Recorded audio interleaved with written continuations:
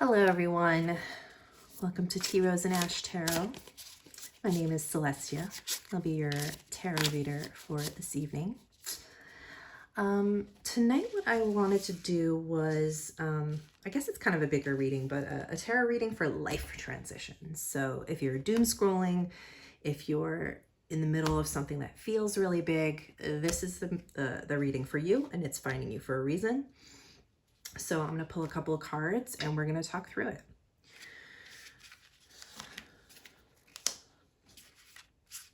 Take a minute, think about where you are while I get these cards situated.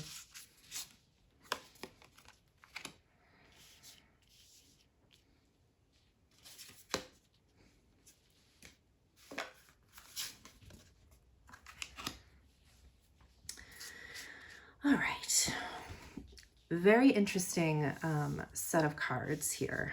So what I did for this spread was I wanted to do where you are at now, where you're going. So this is your future and what you need to do or what you need to know.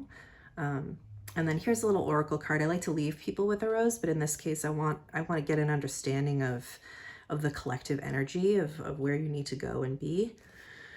So where you are now, this is a Sagittarius card. So whether or not you are, if this is your sign, that's awesome. And this is you and you are living your best life. So if you're not, which is fair and fine, and probably you might not be given the odds, this is a very creative knight. He's very rebellious. He has the drive. He's on the horse. He's launching into where he needs to be. Sometimes he can be considered hot-tempered, but very charming, very passionate. So this is a place of where you are right now.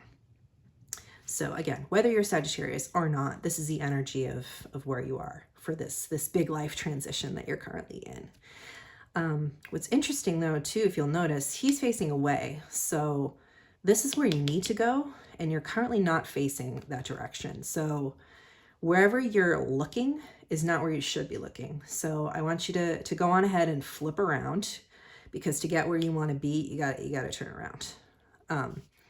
And what you need to know and what you need to do, this is a Temperance card. So she's all about balance, kind of healing. Don't love that word, but that's something that needs to happen. It's about being patient, which this knight is not.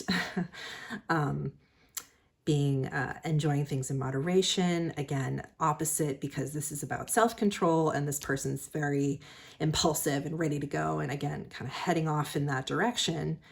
This card is also associated with Sagittarius. So you have the capability to do these things, to think this way, to be this person. You just have to kind of flip around from what you've been doing to do it, to embody it. And this is something just to keep in mind if you want to level up and get to the next level. Which is, speaking of your future, this is the Queen of Cups. So she is a Cancer. Very different, obviously, from this Sagittarius energy. Cancer is a water element, so she is very motherly, very nurturing. There's a lot of warmth kind of surrounding her. She cares about people that are really close to her. She also is really in touch with her intuition. She kind of goes with the flow of things. And she is a higher court member than the knight. So again, this just tells me that you're in a hot and heavy place where you're kind of going, passionate, impulsive, go. Let's moderate that a little bit. Temperance has 2 cups, so we got to balance these 2 energies to get to, you want this knight to kind of level up into the Queen of Cups. So let's add a little bit of water. Let's go with the flow a little bit more. Let's, whatever this big transition is in your life, we can get there if we just temper it out a little bit. Let's water down the fire. Let's not, we don't want to burn ourselves out either.